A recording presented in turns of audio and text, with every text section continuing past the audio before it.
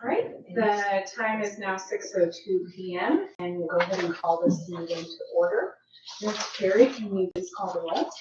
Mayor Stephanie Dalton. Here. Vice Mayor Holly Berry. Here. Commissioner Jamie Fairbanks Harvey. Here. Commissioner Terry Holmes. Here. Commissioner Hayes Wilkinson. Thank you. For today's invitation, please join me in a moment of silence to reverently collect our thoughts, pray, and ready ourselves for this meeting and the duties to which we have been called.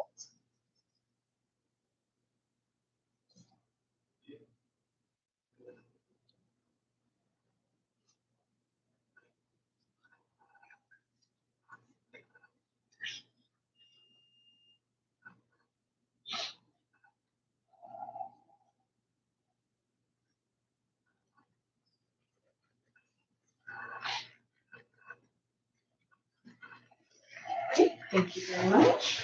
Now, Mr. Martin, will you please lead us in the pledge? I pledge allegiance to the flag of the United States of America and to the republic for which it stands, one nation, under God, indivisible, with liberty and justice for all.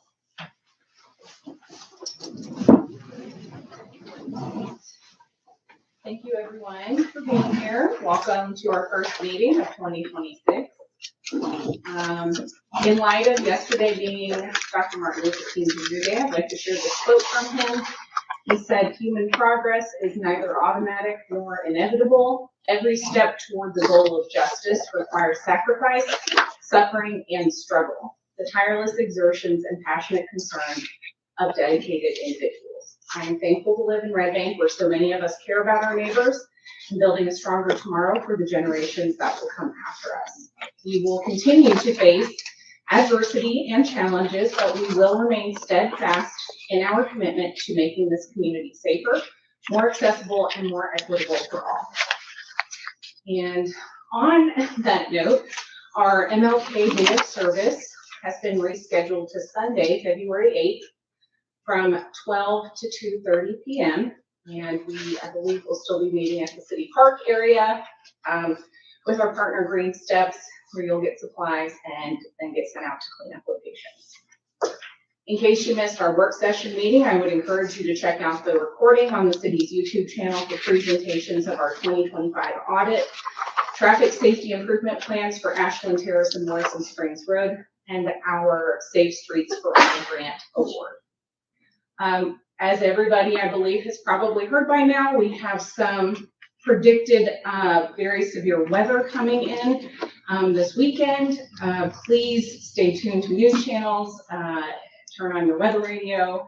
And also, I just want to go ahead and thank our police, fire, and public works departments ahead of time, because I know that they will all be working overtime, trying to keep the roads cleared as needed and keeping this all as safe as possible if we have to get out on the roads. So just be careful, be weather aware. And then from our local schools, I just want to say thank you to our District 6 school board member, Ben Connor, for his help in getting the Alpine Crest Beta Club honored for their numerous 2025 state and national Beta Club awards at last week's school board meeting. We are so proud of our Alpine Crest Beta Club students and this well-deserved recognition. And next we have a report from Vice Mayor Berry. Thank you, Mayor. I wanted to say Happy New Year to everyone and welcome to our first commission meeting of 2026. As the Mayor mentioned, please do be weather aware going into this weekend. Power outages are a possibility, especially in case of freezing rain. Please bring any of your pets. If you're cold, they're cold. Leave a faucet on drip. Make sure your batteries are charged. Have blankets and warm clothes, flashlights, bottled water, and no cooked food options on hand, just in case. You may hear more from our city manager on this topic. And the next Red Bank Community Food Pantry isn't until Thursday, February 5th from 4:30 to 6 p.m. at Red Bank Manifest. Thank you, Vice Mayor. Next we have a report from Commissioner Fairbanks Harvey. Yes, thank you. Happy New Year 2026, Red Bank. Active older adults line dancing will be beginning Monday, February 2nd from noon to 1. And the instructor is phenomenal and fun, and it's not me. So come and try. Also offered is Tech Goes Home. See the calendar at www.redbanktn.gov, Parks and Rec Department calendar. Blood Assurance will also be visiting again on Friday, February 13th, before Valentine's from 11 to 2. Did you know that one donation can help up to 3 lives? Transfusions are needed. 1 in 83 infant deliveries happened in my family personally. And every 2 seconds, someone uses blood. It's worth the effort to donate. Again, see the calendar. This is not the first time they've been, and surely it won't be the last. I am an advocate extraordinaire. Thank you to our Red Bank Police for your continued dedication and professional service. Police Appreciation Day was Friday, January 9th across our country. All men and women who serve our city, state, and national federal interests should be respected as persons who wear the uniform. They each protect all of us and serve all public spaces with dignity and respect. Be prepared, as has been mentioned, for the upcoming weather. I too like dripping that water and keeping the cabinet doors open. Stay informed and weather ready. Next Listen and Learn will be February 16th from 6 to 7 p.m. at Mr. Perillo. All Red Bank residents are informed. Welcome and to be informed. And the food is really delicious and healthy. Thank you. Thank you, Commissioner. Next, we have a report from Commissioner Holmes. Greetings and Happy New Year. I'm excited to start another year as one of your commissioners. I hope I have and will continue to serve the citizens well. I would like to encourage you, and I believe it's still open, the survey concerning the design of the park located near Fire Station 2 is not open still. Okay. But the station that is near what the traffic garden is located. It was a survey out about the design of the future park. I would like to shout out 2 local businesses, the Valvoline at the corner of, I think it's Spring Street and Signal Mountain Road across from the Waffle House. Blake and the team, they're treating me very well and my car very well. They're fast and reliable, and I enjoy going there for my car upkeep. I actually had a kitten in my top of my engine when they opened it. So luckily I went that day because the kitten was able to get out, and they named it Matchlight, and somebody adopted it. And so I like going there, and I talk to them and we have a great conversation about it. I always ask about the kitten. Also the puppy cut across the street from City Park. Our dog Ginger needed a groom, but we got mixed up with our appointments, and that allowed us to bring her in and get her eyes trimmed so she could see and run around. So they were nice to accommodate us there. Consider them booking them for your pet grooming needs. And then Red Bank Elementary, they have an ongoing garden project. I don't know all the details. The chef, Megan Autry, does an amazing job at the school growing plants and cooking dishes with the students. They do not get extra funds, so they can use donation seeds, I would imagine, things like that. Please continue to read the newsletter each month and check out redbanktn.gov. Thank you, Commissioner. Finally, we have our report from Commissioner Wilkinson. Nothing much to add. Just wanted to note that on the the Tuesday the 17th, I will be absent from that meeting. I'll be in Colorado for a conference for my actual job. So that's all good. Thank you. Okay, thank you, sir. Now we have our city manager's report, Mr. Granum. Good evening, Commission. Thank you, Mayor. The condition of our elected judge, Johnny Houston, remains unchanged. Interim Judge Brian Haas continues to serve, and the court's work continues uninterrupted. As you know, going forward, most commission meetings will have an action on the agenda to reappoint Judge Haas for the foreseeable future. Please be advised a potentially significant winter storm has shown consistently in the latest weather models for the Tennessee Valley and the wider southeastern United States this weekend. Heavy precipitation with multiple precipitation types from snow to sleet to freezing rain or rain are all forecasted. In preparing for a storm, the Red Cross's advice is always worth repeating. Build a kit, make a plan, stay informed. As you know, the city manager's responsibilities inherently include intergovernmental coordination, which often includes legislative liaison functions. To that end, with the legislature back in session, I reached out to all three of our legislators. I enjoyed a wonderful lunch with Senator Todd Gardenhire this past Saturday, and we discussed a number of topics, but focused on the need to make improvements to the State Route 8 tunnel that connects Red Bank to Chattanooga's North Shore. Despite the importance of the tunnel to Red Bank, as a state route, it belongs to the state. Additionally, it is physically located in the city of Chattanooga. Nonetheless, I am very encouraged by the conversation with Senator Gardenhire, and I am committed to doing everything the city of Red Bank can to bring about improvements to that vital community connection. Lastly, I'm pleased to share that staff have taken the preliminary next step towards securing future state and federal recreational funding. At TDEC's recommendation, the Parks and Recreation Division submitted an intent to apply for the FY27 LPRF grant to support future park development on the north end. While final eligibility is dependent upon completing our LWSCF conversion compliance, the action ensures that if compliance is finalized in time, and we are on track to do so, the city is positioned to move forward and will not miss a year of potential funding. Staff and TDEC are confident we are on the right path, with timing largely dependent on federal review and approval. So stay warm and be safe. Thank you, Mayor. Thank you, Mr. Granum. We'll move on to our consent agenda, which contains December 16th, 2025 meeting minutes and a resolution to cancel our regularly scheduled agenda work session and commission meetings for November 3, 2026. Are there any items the board wants to move to the regular agenda for further discussion? If not, do I have a motion to approve the consent agenda as published? I'll move. I have a motion from Vice Mayor Berry. Do I have a second? Also, a second from Commissioner Holmes. Any discussion? Any comments by the residents present? There are no comments.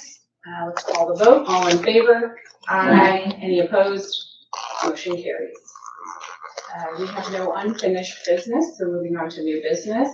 Agenda item number 26-892. Advising the withdrawal of the City of Red Bank from the Small Cities Coalition. Mr. Graham. Thank you, Mayor. As we discussed in the work session, this agenda item is just simply noting that this action has taken place. Yes, sir. Thank you. Any moving on to resolution number 26-1867, a resolution of the Board of Commissioners of the City of Red Bank, Tennessee, authorizing the city to award RFP number 25-1002 and to enter into a contract with Bodine Companies LLC for the sale and development of 2 city-owned parcels located off Goodson Avenue in the amount of $101,799. Director Slade. Thank you. Mayor Commissioners, good evening. The resolution before you is for the disposition and sale of 2 city-owned parcels on Goodson Avenue. And I'm pleased to report the city has now fully complied with ordinance 21-1188, which governs the sale, development, and disposition of real property through its established procedural protocols, which in this particular case began about 6 months ago, back in July. The 2 parcels were properly declared surplus, they were rezoned appropriately, and the intent to sell was referred to the Planning Commission for formal review, with their recommendation having now been received and is placed on the official record. The city issued a publicly advertised request for proposals, established evaluation criteria, conducted the process transparently and in accordance with the ordinance. At every stage, the procedural requirements previously adopted by this body have now been met. I want to recognize the Planning Commission for the time and thoughtful consideration they gave to this matter. Their review and recommendation are an important part of the disposition process, and their perspectives are indeed valued. That said, their role under our municipal code is advisory. This commission is ultimately charged with determining the disposition of city-owned property in a manner that best serves the public interest. Ordinance number 21-1188 is also clear that the City Commission retains sole and exclusive authority to approve or reject the sale of city-owned property. The ordinance does contemplate that recommendations may differ, and it reserves the commission's discretion to weigh broader considerations such as fiscal responsibility, long-term land use policy, liability risk, and community benefits while making a final decision.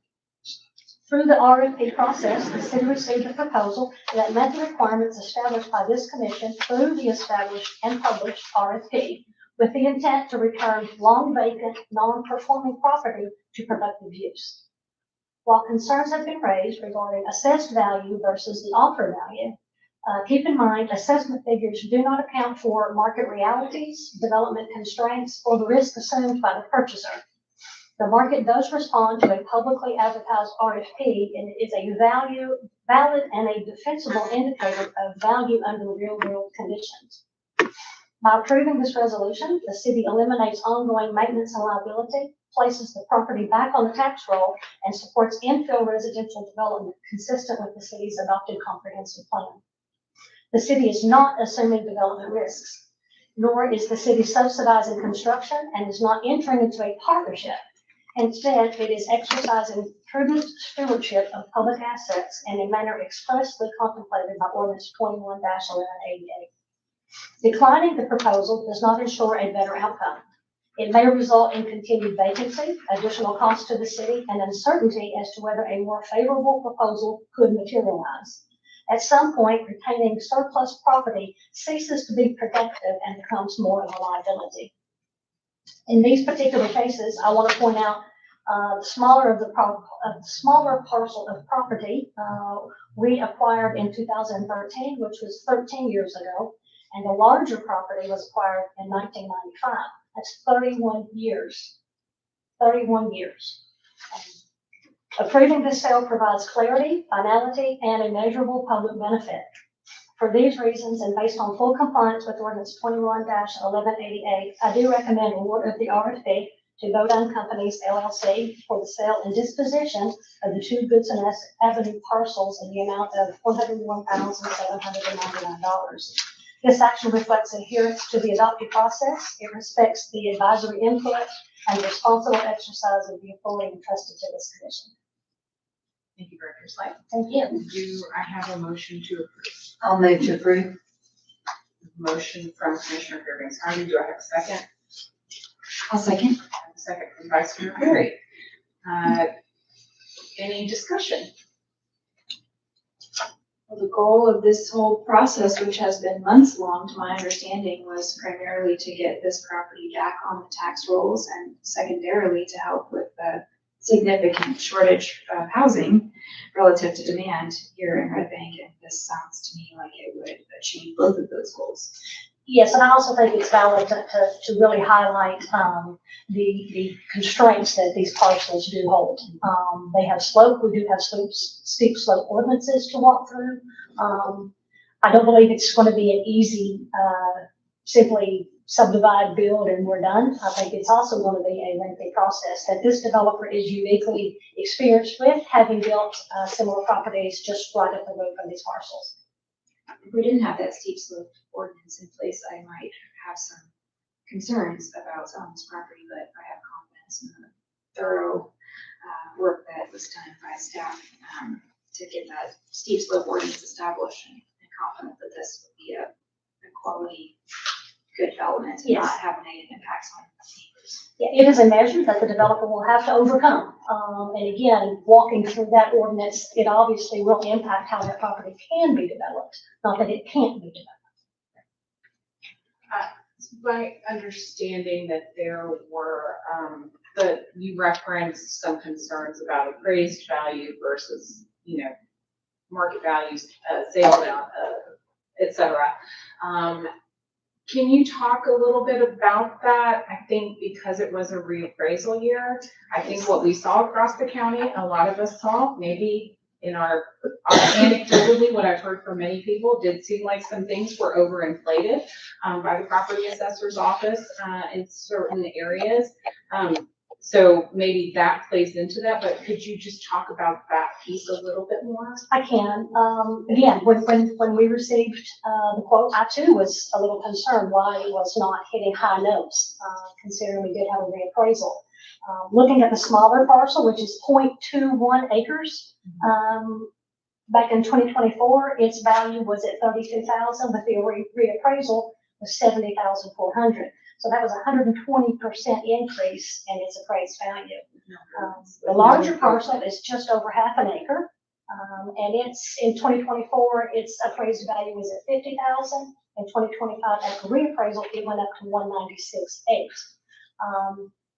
My conversations, I did reach out to the property assessor's office just to get a determination of how do they take a look at vacant property during a reappraisal. Also understanding and respecting, they have staff. This is a project that takes on every 4 years, so it's very consuming of their work. They do not assess each piece of property. They may drive by and recognize it's vacant, but it's not their job to, quote, get into the weeds to determine how much of that property may or may not be viable for development. What they do anticipate is once it does come back on the tax roll with a built structure, then it is truly reevaluated and reassessed for what that market value is going to hold. So in this particular, especially with a larger parcel, their understanding and their rationale was based on the size of the properties in the area. It had the potential to be subdivided into 3 additional parcels. So if you reduced it from that perspective, the 196 down into 3 parcels may bring it back more in line to that $70,000 value. But again, the risk is all in the development of the property. It will return what he's able to return out of it. Does the property assessor take slope into account whatsoever? No. So we know that the development of a half an acre flat parcel, if one were even still existing in Red Bank, would be significantly less expensive than the development of this parcel. Correct. And with this property, again, with its geology, you can't change that it has slope on it. As vacant and as long as it's been vacant, until we started inquiring into these publicly owned properties, to my knowledge, there had not been anyone that reached out to say, hey, Red Bank, you have these properties for sale, who would be interested to buy them. Those communications do come in sporadically, but again, it's not a full assessment or an appraisal for the property itself to figure out what that building envelope is. Where will this $101,799 go into? How is that absorbed into the budget or line item? So tonight is the request, the resolution to award the RFP. Okay. What happens next is there will be a contract agreement that gets drafted up, then turns it over to the city manager and the city attorney to iron out those details on how that property gets closed out. When those funds are received, it comes back to commission, and at that time, it's determined what happens to that, but generally it goes back into your general fund as revenue. One question about the RFP, the original RFP. How long was it out for to the public? At least 6 weeks, if not longer. I don't have those exact dates in front of me, but I know we let it in early November and didn't close it out till the end of November. And we only had one response. We had one formal submittal. We did have some conversation with others that were interested, that did express interest in it. And a lot of those questions were surrounded the steep slope ordinance.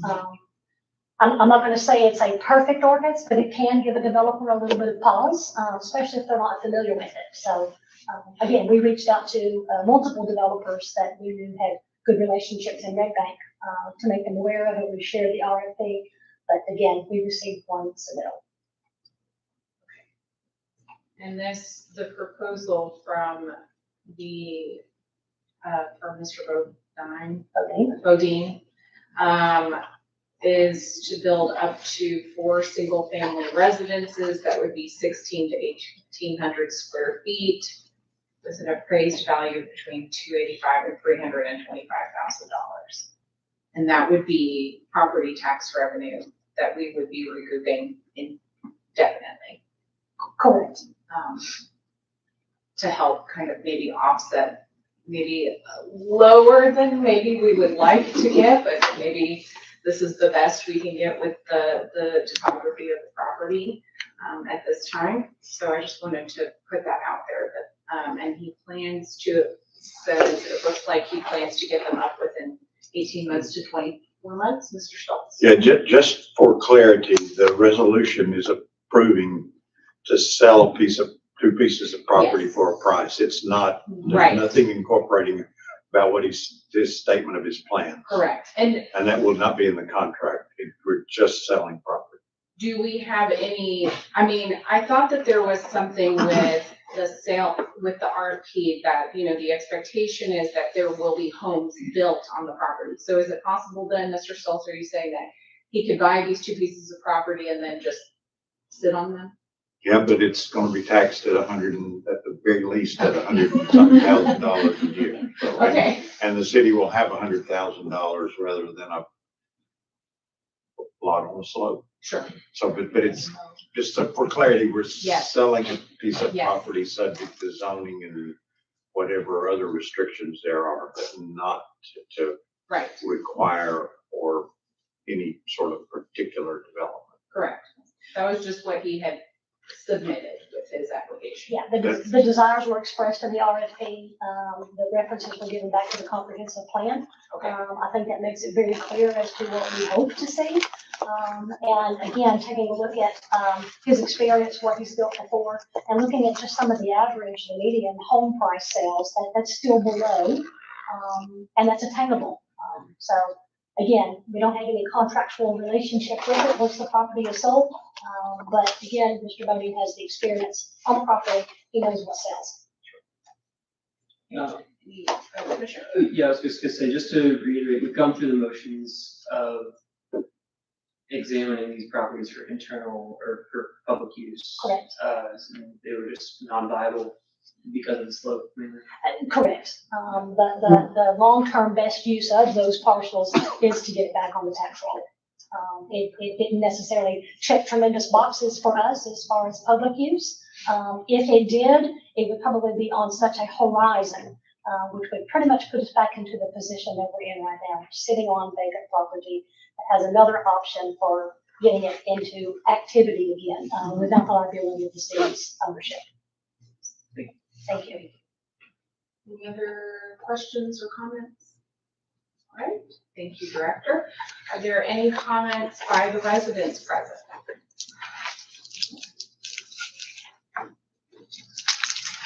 if there are no comments, we'll call the vote. All in favor? Aye. Any opposed? Motion carries. Item C, ordinance number 26-1298, an ordinance of the Board of Commissioners of the City of Red Bank, Tennessee, appointing Attorney Brian Haas to preside over the city court in the absence of Red Bank City Court Judge Johnny Houston for February 23, 2026 through March 24, 2026. First reading. Do I have a motion to approve? The motion from Vice Mayor Berry and the second from Commissioner Holmes. Any further discussion?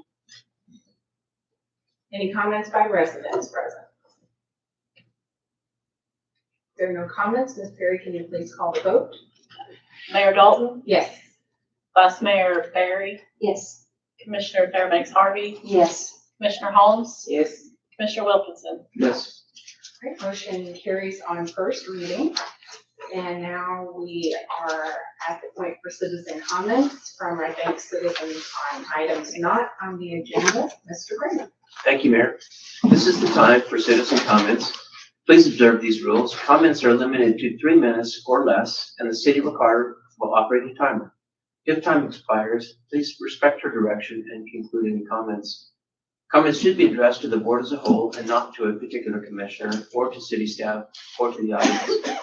The commission is here to listen, not to respond or engage in back and forth, so please do not expect a reply during citizen comment.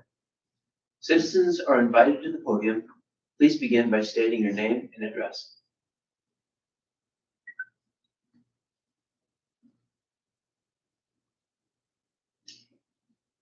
There are no comments. Do I hear a motion to adjourn? Excuse me, if I can make one question. Okay. Okay. Are there any parameters or any directions in luring restaurants into Red Bank, like Whataburger or In-N-Out or any kind of opportunities? Thank you. I can try to help you understand that whole Because method. I've been addressed from residents with those kinds of questions. So, first and foremost, when we do have a resident that's requesting it, I would encourage them to go back to the entity's website. They always have an opportunity to say, do you want one in our location, submit an email.